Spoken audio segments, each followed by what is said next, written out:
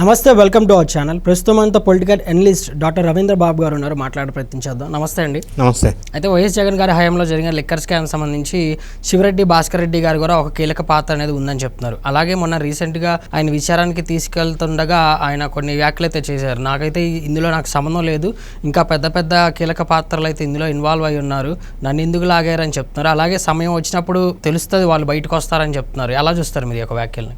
భారతదేశంలోనే అతిపెద్ద liquor scam Andhra Pradesh liquor scam. Okay, ఇది రోజుకొక మలుపు తిరుగుతా ఉంది, దర్యాప్తు వేగవంతం అవుతా ఉంది, రోజుకొక కొత్త వ్యక్తి అక్యూజ్డ్ గా జాయిన్ అవుతున్నారు. కాబట్టి ఏ రోజు ఎవరు అక్యూజ్డ్ జాయిన్ అయ్యాడు, ఏ రోజు ఎవరికి బెయిల్ రిజెక్ట్ అయింది, ఏ రోజు కొత్త వ్యక్తి జాయిన్ అవుతున్నాడు అనేది మనం రోజుకు రోజు డెవలప్మెంట్ చూస్తా ఉన్నాం. ఫస్ట్ టర్నింగ్ పాయింట్ మనం చెప్పవలసి వస్తే వైఎస్ఆర్ కాంగ్రెస్ పార్టీలో ఏటుగా ముద్రపడిన విజయసాయి రెడ్డి గారు మొదటిసారిగా కాకినాడ సీపోర్ట్ ఎంక్వైరీకి వెళ్ళినప్పుడు లిక్కర్ స్కామ్ లో కర్త కర్మ క్రియ కసిరెడ్డి అని చెప్పేశాడు. అప్పటి వరకు ఆంధ్ర రాష్ట్ర ప్రజలకు కసిరెడ్డి ఎవడో తెలియదు. సో ఆయన A1 అక్కడి నుంచి స్టోరీ మొదలైందని చెప్పవచ్చు. కథ అక్కడి నుంచి మొదలైతే కసిరెడ్డి రాజశేఖర్ రెడ్డి కూడా అందరూ ఎవరు సహకరించరు, ఫస్ట్ దొరకరు, దొరికితే విచారణకు సహకరించరు, ఎందుకంటే తెలియదు, గుర్తులేదు, మర్చిపోయా, ట్రైనింగ్ ఇచ్చి ఉంటారు. ఒకవేళ తప్పనిసరి పరిస్థితుల్లో చెప్పవలసి వస్తే కొన్ని పరిస్థితులు టెక్నికల్ డాక్యుమెంటరీ ఎవిడెన్సెస్ ముందు పెట్టి అడుగుతున్నారు కాబట్టి కొన్ని అనివార్య పరిస్థితుల్లో వెలుగులోకి వస్తున్నాయి నిజాలు. కసిరెడ్డి రాజశేఖర్ రెడ్డి ద్వారా జగన్ రెడ్డి గారికి అత్యంత సన్నిహితులు ముగ్గురు అందులో అక్యూజ్డ్ గా జాయిన్ అయ్యారు. సో ఇది డిఫరెంట్ యాంగిల్స్ లో కేసు నడుస్తూ ఉంది. మొదట్లో ఏమనుకున్నారంటే ఈ స్కామ్ లో వచ్చిన డబ్బులన్నీ కూడా టన్నుల కొద్ది గోల్డ్ కొన్నారని ఒక వెర్షన్ వచ్చింది. తర్వాత డిఫరెంట్ సంస్థల్లో ఇన్వెస్ట్ చేశారు, రియల్ ఎస్టేట్ డిఫరెంట్ పెట్టుబడులు పెట్టారని వచ్చినాయి. ఇంకొకటి వెలుగులోకి వచ్చింది ఏంటంటే ఈ పెట్టుబడులు ఇక్కడ కాదు వేరే కంట్రీస్ లో కూడా ఇన్వెస్ట్మెంట్ చేశారని వెలుగులోకి వచ్చింది. వేరే కంట్రీస్ కూడా డబ్బు తరలింది, అక్కడ ఇన్వెస్ట్మెంట్ చేశారు అని ప్రాథమిక విచారణలో వెలుగులోకి వచ్చి ఎవిడెన్సెస్ రావడం వల్ల ఎన్ఫోర్స్మెంట్ డైరెక్టరేట్ ఇన్వాల్వ్ అయింది. ఈ ఎన్ఫోర్స్మెంట్ డైరెక్టరేట్ సిట్ రెండు కూడా వేగవంతంగా ముందుకెళ్తున్న నేపథ్యంలో వీళ్ళు చెవిరెడ్డి భాస్కర్ రెడ్డి కొత్తగా వెలుగులోకి వచ్చిన వ్యక్తి, పొలిటీషియన్. ఈయన రాకముందు మనం ఇది పైసలన్నీ రాజకీయాల్లో ఎలక్షన్ లో వాడారు అన్న విషయం చెవిరెడ్డి భాస్కర్ రెడ్డి ద్వారా వెలుగులోకి వచ్చింది మనకి. సో చెవిరెడ్డి భాస్కర్ రెడ్డి అక్యూజ్డ్ 38, వాళ్ళ కొడుకు మోహిత్ రెడ్డి అక్యూజ్డ్ 39. వీళ్ళు చెప్పేది ఏంటంటే దర్యాప్తు సంస్థలు ఈ డబ్బులన్నీ కూడా రాజకసిరెడ్డి నుంచి చెవిరెడ్డి భాస్కర్ రెడ్డికి, చెవిరెడ్డి భాస్కర్ రెడ్డి నుంచి నెల్లూరు ప్రకాశం జిల్లాలో వైఎస్ఆర్ కాంగ్రెస్ పార్టీ తరపున పోటీ చేసి ఓడిపోయినా గెలిచిన వాళ్ళు ఎలక్షన్ లో వాడారు అనేది, ఏ వెహికల్లో వెళ్ళింది, ఏ డ్రైవర్ తీసుకెళ్లాడు, ఏ ప్లేస్ నుంచి తీసుకెళ్ళాడు, ఎవరికి ఇచ్చాడు, ఏ డేటు, ఏ టైము, డీటెయిల్ టెక్నికల్ ఎవిడెన్సెస్ తోటి ఇప్పుడు ముందుకు వెళ్తా ఉన్నారు దర్యాప్తు సంస్థలు. అందులో భాగంగానే చెవిరెడ్డి భాస్కర్ రెడ్డి ద్వారా కావలి నియోజకవర్గానికి సంబంధించిన ఒక ఎమ్మెల్యే పేరు వెలుగులోకి వచ్చింది మళ్ళీ కొత్తగా. ఆ ఎమ్మెల్యే ద్వారా ఇంకా కొంతమందికి చేరినట్టు ఒక్కొక్కరికి 30 కోట్లు, 40 కోట్లు, 50 కోట్లు, మొత్తం 540 కోట్లు డిస్ట్రిబ్యూషన్ జరిగిందని వెలుగులోకి వచ్చింది సాక్ష్యాలతో సహా.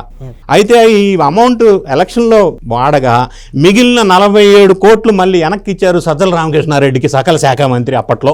అంటే ఈ 40 కోట్ల ద్వారా ఈయనకి ఇవ్వటం వల్ల ఇప్పుడు ఈ కేసులో ఈయనకు కూడా ఇరికించారు.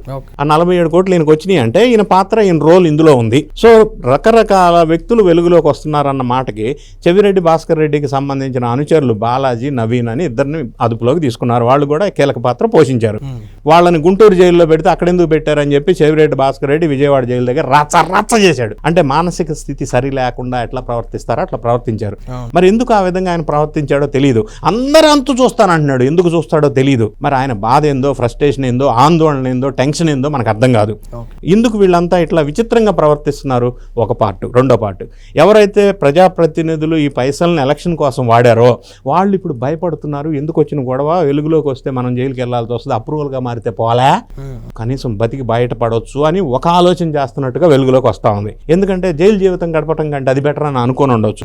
అఫ్ కోర్స్ అలా చేయటం వల్ల ప్రాణహాని ఉంటుంది, అది వేరే విషయం. ఇంకొక అంశం వెలుగులోకి వచ్చింది ఏంటంటే వీళ్ళు IPS ఆఫీసర్ను వాడారు, IAS ఆఫీసర్ను వాడారు, పొలిటికల్ లీడర్స్ ను వాడారు, ఎవరిని వదిలిపెట్టల, IITMs ను కూడా వాడేశారు. ఆఖరికి రాజకసిరెడ్డికి సంబంధించిన ఈశ్వర్ కిరణ్ కుమార్ రెడ్డి IIT ఖరగ్పూర్, ఆయన ఒక డీకార్ట్ లాజిస్టిక్స్ స్టార్ట్అప్ పెట్టుకుని బతుకుతుంటే ఆయన తీసుకొచ్చి ఇందులో ఇరికించేశారు. ఆయన A9 గా అక్యూజ్డ్ లిస్ట్ లో ఉన్నాడు.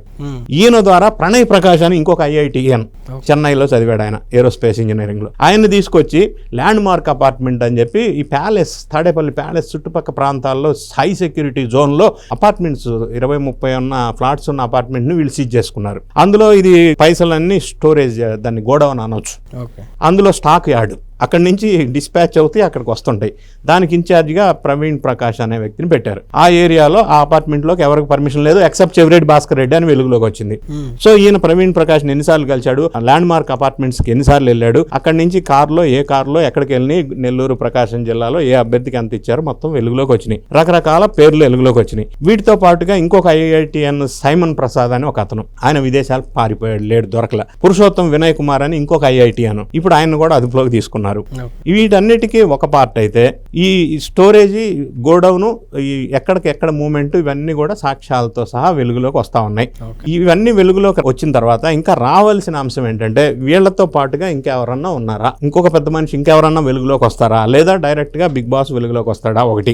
రెండోది, ఈ ఐఐటిఎన్స్ ద్వారా ఏం చేశారంటే పేపర్ మీద ఫ్లోటింగ్ చేశారు కొన్ని కంపెనీస్. కుబేరా సినిమాలో ఎట్లయితే దొంగ కంపెనీలు పెట్టి చేసి ఇన్వెస్ట్మెంట్స్ అవినీతి సొమ్ము ఎట్లా ట్రాన్స్ఫర్ అవుతుందో, వీళ్ళ ద్వారా కూడా రకరకాల కంపెనీ పేర్లు పెట్టించి అందులోకి అమౌంట్ వెళ్ళటం, అక్కడి నుంచి వేరే వ్యక్తికి వెళ్ళటం. తర్వాత దర్యాప్తు సంస్థలు వెలుగులోకి వచ్చింది ఏంటంటే ఆ కంపెనీ అడ్రస్లు చూస్తే అక్కడ అడ్రస్ లేదు, కంపెనీ లేదు, బోర్డు లేదు, ఏ లేదు. అంటే అప్పుడు స్పష్టంగా అర్థమైంది వీళ్ళ ద్వారా పేపర్ సూట్ కేసు కంపెనీలు పెట్టించి డబ్బులు అక్కడికి ఇక్కడికి ఎక్కడికి వెళ్ళినాయి అనేది ఇంకా పూర్తిగా వెలుగులోకి రావాల్సి ఉంది. తీగ లాగితే డొంక అంతా కదిలిందని అనలేం, కానీ కొద్దిగా కదులుతూ ఉంది. అసలు లబ్ధిదారులు తేలటానికి ఇంకా కొంత టైం పట్టొచ్చు. ఈలోపు ఇంకా ఎవరైనా కొత్త వ్యక్తులు, పెద్ద వ్యక్తులు ఎవరైనా వెలుగులోకి వస్తారా అనేది కూడా మనం చూసి వెయిట్ చేస్తే గానీ ఇంకా మలుపులు ఎన్ని తిరుగుతాయో చూడాల్సిన అవసరం ఉంది. అయితే ఆ పెద్ద వ్యక్తుల్లో జగన్ గారు ఉండే అవకాశం ఉంటుందా? ఉంది అని వేళ్లన్నీ తాడేపల్లి ప్యాలెస్ వైపు చూపిస్తున్నాయి. కానీ దర్యాప్తు సంస్థలకి లేదా గవర్నమెంట్కి ఒక స్టేట్మెంట్ ఇవ్వాలి అన్నప్పుడు స్పష్టమైన ఆధారాలు ఉన్నప్పుడే దాన్ని చెప్పగలరు. సో ఇప్పుడు అంటే ఊహాజనితమైన ప్రశ్న వేళ్ళన్నట్టే చూపిస్తున్నాయి. కానీ ఇప్పుడు పూర్తి స్థాయిలో విచారణ చేసిన తర్వాత వాళ్ళు కన్ఫర్మ్ చేస్తే అప్పుడు అప్రాప్రియేట్ టైంలో అప్రాప్రియేట్ డెసిషన్ గవర్నమెంట్ తీసుకొని రిలీజ్ చేసినప్పుడు ఇప్పుడు అందరూ అనుకున్న అట్టుగానే జగన్ రెడ్డి గారు ఉన్నారా లేదా అని తెలిసే అవకాశం ఉంది. ఓకే అండి, thank you very much. Thank you.